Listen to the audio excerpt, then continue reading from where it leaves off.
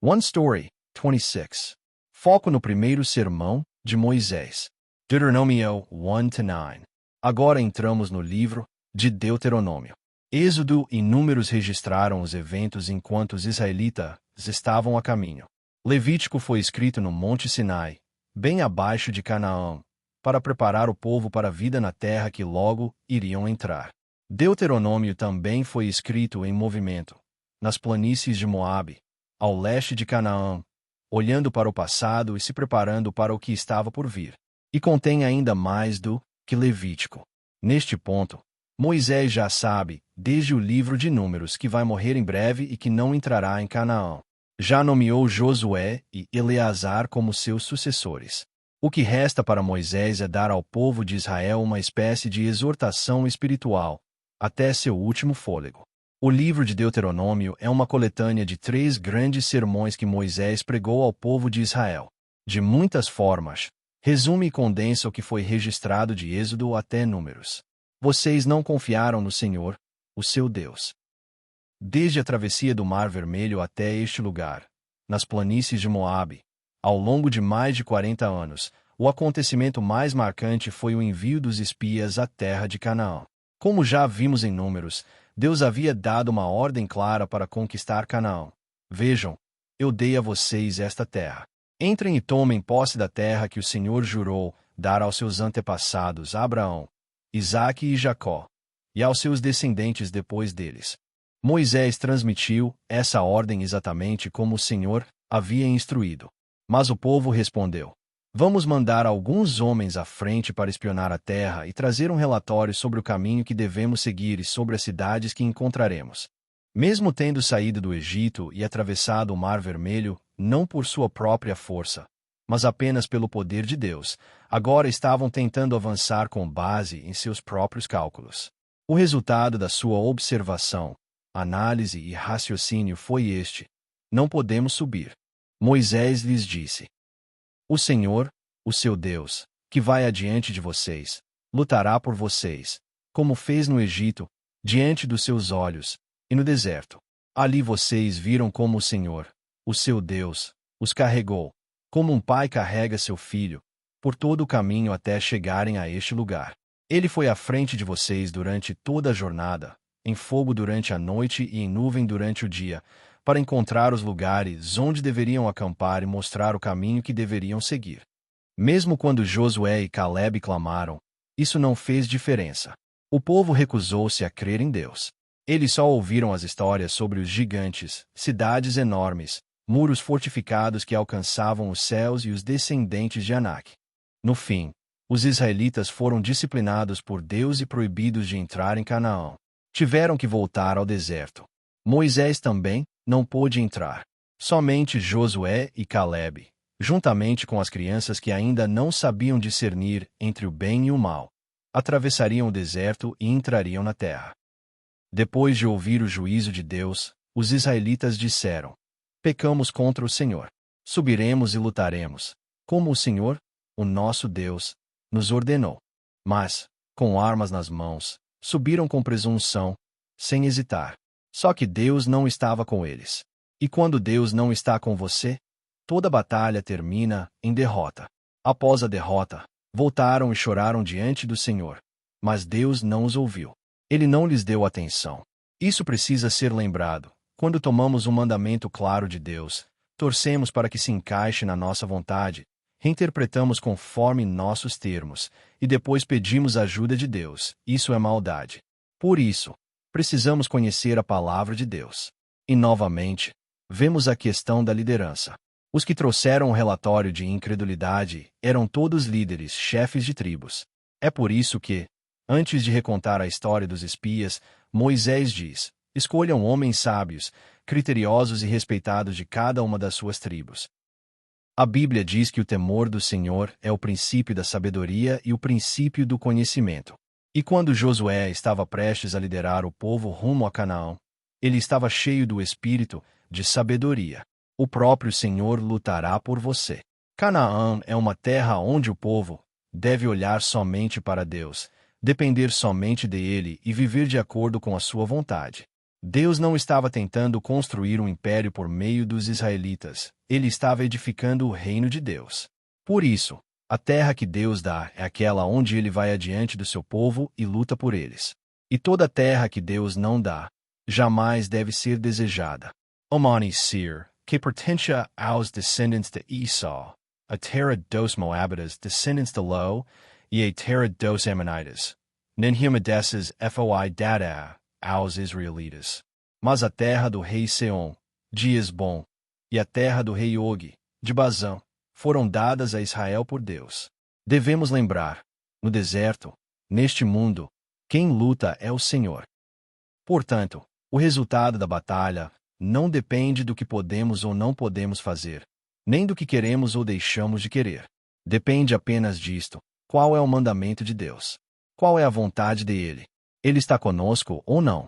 Deus precisa ser o padrão e o centro de toda escolha e de toda decisão. Deus deu a terra a leste do Jordão às tribos de Ruben e Gade, e à meia tribo de Manassés.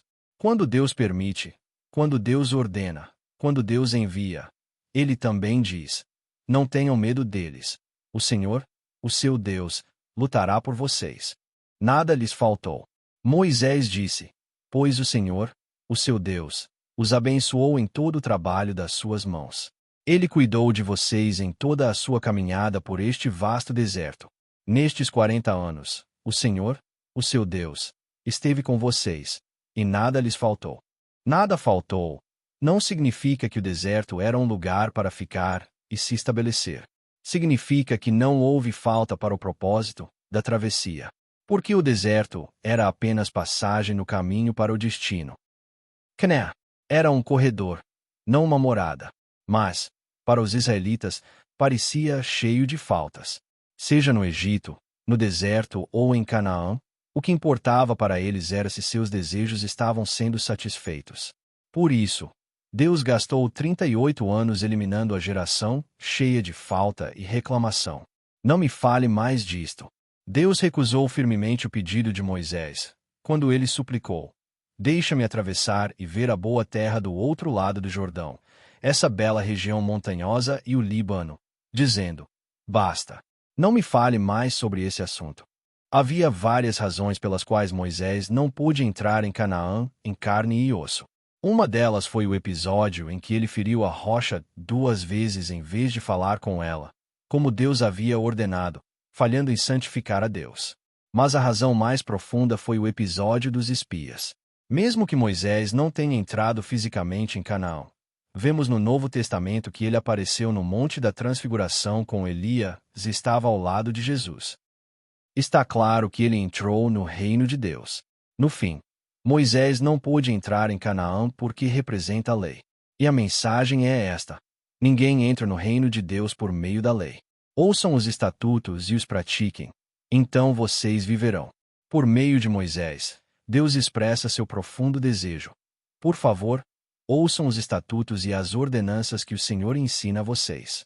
Não acrescentem nem tirem nada, apenas pratiquem. Então vocês viverão e possuirão a terra que Deus está dando.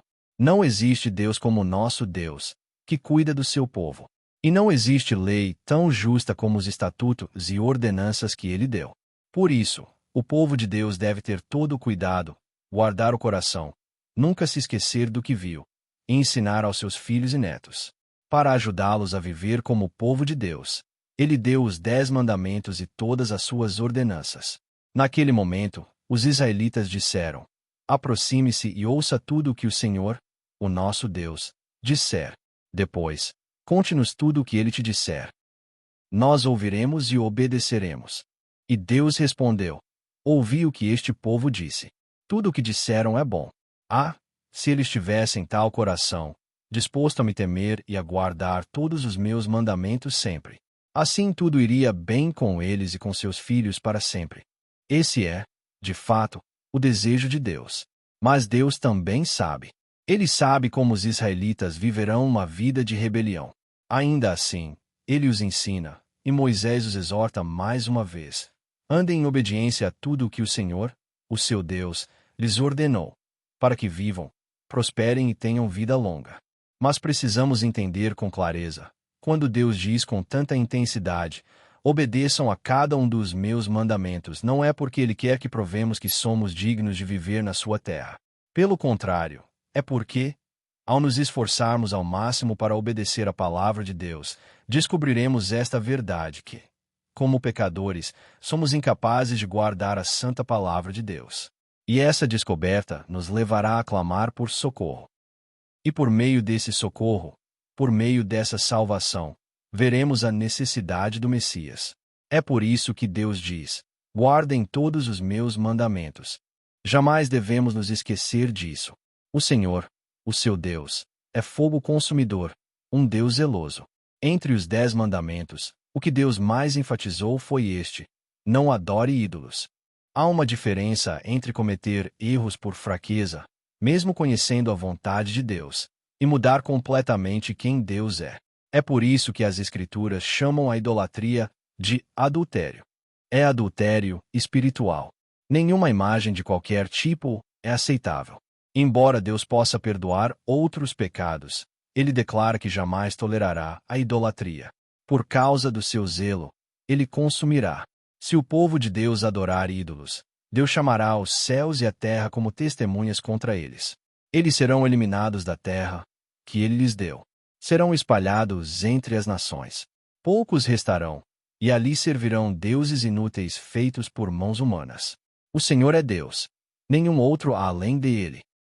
A razão pela qual Deus permite que seu povo seja disperso e destruído não é falta de poder, é amor. No fim, é para que saibam: o Senhor é Deus. Nenhum outro há além dele. E quando buscarem de todo o coração e de toda a alma, mesmo em meio à aflição, o encontrarão. Eles voltarão para Deus e ouvirão sua voz. Não há Deus como nosso Deus. Não, só Deus é o único Deus verdadeiro.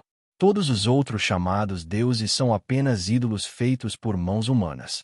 Nosso Deus é cheio de misericórdia. Ele não se esquece da aliança que fez. Ele é o Deus poderoso que realiza sinais e maravilhas. Por isso, o povo de Deus deve obedecer aos seus estatutos e mandamentos, para que recebam a bênção da sua presença e vivam muitos anos na terra que Ele lhes deu.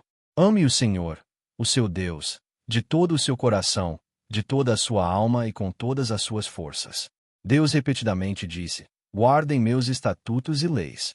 E agora, Ele entrega o que é chamado de o maior mandamento da lei.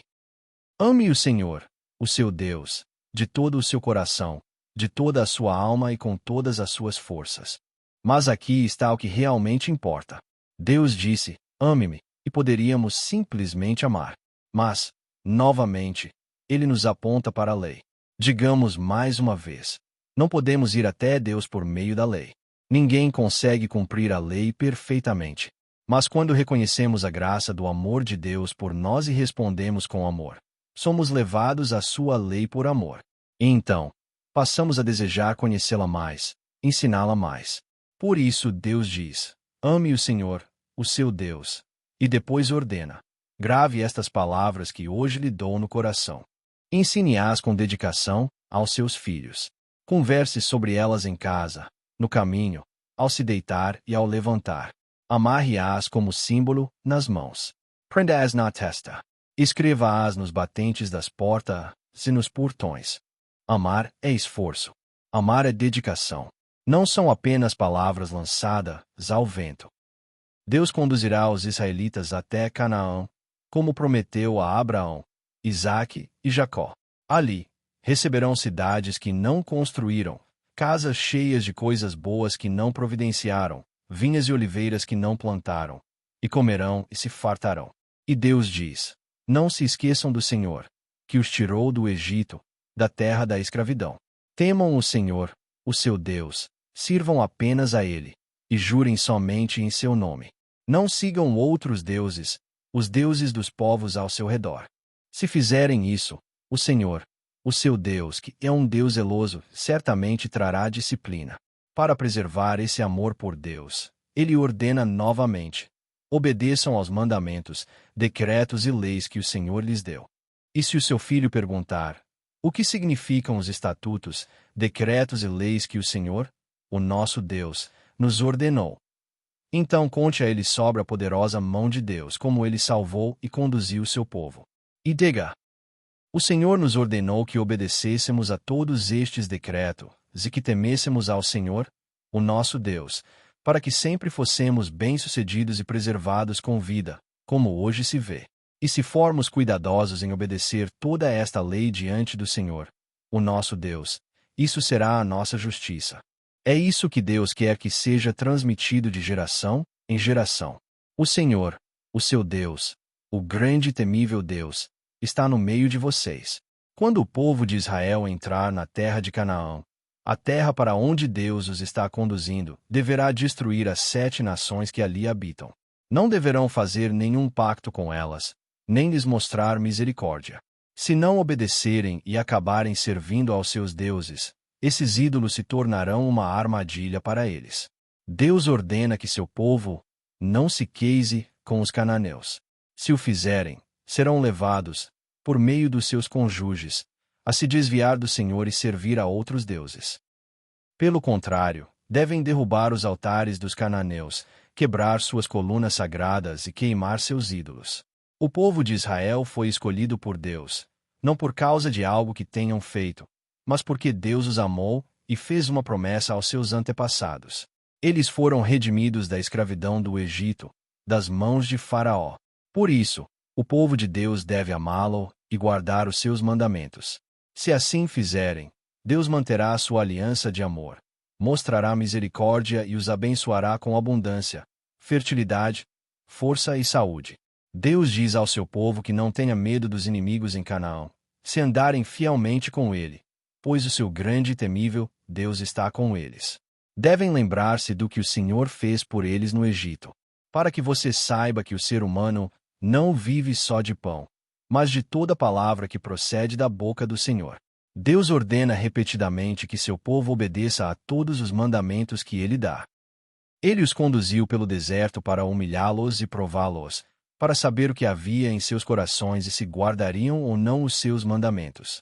Permitiu que tivessem fome, e depois os sustentou com maná, algo que nem eles, nem seus antepassados, conheciam, para que entendessem que o homem não vive só de pão, mas de toda palavra que procede da boca do Senhor. A vida no deserto não era farta, nem fácil. Embora Deus os protegesse, também os disciplinava. Por meio disso, ensinava-os a temê-lo e a andar em seus caminhos, guardando os seus mandamentos. Lembre-se do Senhor, o seu Deus. No deserto, Deus ensinou e treinou o seu povo. Para quem realmente pertence a ele, o deserto é melhor que o Egito, pois já não são servos de Faraó, mas servos de Deus. Mas para os israelitas, que ansiavam por comida e coisas do mundo, o Egito parecia melhor que o deserto. Mas para os que suportaram o processo da disciplina, a terra de Canaã se tornaria verdadeiramente boa. Não por causa de sua abundância material, mas porque seria a terra onde Deus habitaria com eles e cuidaria deles. Contudo, quando o povo começasse a prosperar em Canaã, quando seu gado aumentasse, sua prata e ouro se multiplicassem e tudo que possuíssem crescesse, poderiam se encher de orgulho e esquecer o Senhor, seu Deus, deixando de obedecer aos seus mandamentos, estatutos e decretos. Poderiam até dizer em seus corações: foi a minha força e o poder das minhas mãos que produziram esta riqueza. Por isso, o povo de Deus deve lembrar do Senhor e do que ele fez. Se esquecerem do Senhor e se voltarem a outros deuses e se prostrarem diante deles, o Senhor, que é um Deus zeloso, certamente os destruirá, assim como destruiu as nações que estavam diante deles. Não é por causa da sua justiça, vocês são um povo teimoso. Moisés declara que o próprio Deus irá adiante do seu povo como fogo consumidor e derrotará as grandes nações de Canaã, com cidades fortificadas cujos muros chegam aos céus, e até os anaquins, conhecidos por sua força e aparência intimidadora. Mas então Moisés faz um alerta claro. Depois que o Senhor, o seu Deus, expulsar essas nações da sua frente, não digam em seus corações: foi por causa da minha justiça que o Senhor me trouxe para possuir esta terra. Não é por causa da justiça deles, nem pela retidão de seus corações, que Deus lhes dá essa terra. É por causa da maldade das nações cananeias que Deus as está expulsando. e também por causa do juramento que fez a Abraão, Isaque e Jacó. Os israelitas eram um povo teimoso, orgulhoso. Por isso, não devem se esquecer da vida que levaram desde o dia em que saíram do Egito até agora. Moisés os lembra em detalhes, especialmente do episódio do bezerro de ouro. Como fizeram um ídolo e o adoraram enquanto Moisés ainda estava no monte recebendo os mandamentos de Deus. Moisés diz com clareza: eles foram rebeldes contra o Senhor o tempo todo. E naquele momento, Moisés orou e suplicou: lembra-te dos teus servos Abraão, Isaque e Jacó. Não olhes para a teimosia deste povo, nem para sua maldade ou seu pecado. Se Deus olhasse apenas para a rebelião deles, não restaria outra opção a não ser destruí-los. Mas assim como Deus os poupou por causa dos seus servos, Ele também nos olha, não por causa da nossa justiça, mas por meio da justiça do nosso mediador, Jesus Cristo. É pelo sangue de Jesus que vivemos. Embora o povo fosse, por natureza, teimoso e rebelde, Deus ainda o chamou de sua propriedade exclusiva, seu povo santo. E, com zelo, continuou a conduzir esse povo desobediente até a terra prometida, a terra de Canaã, para edificar o seu reino. A história da fidelidade determinada de Deus continua.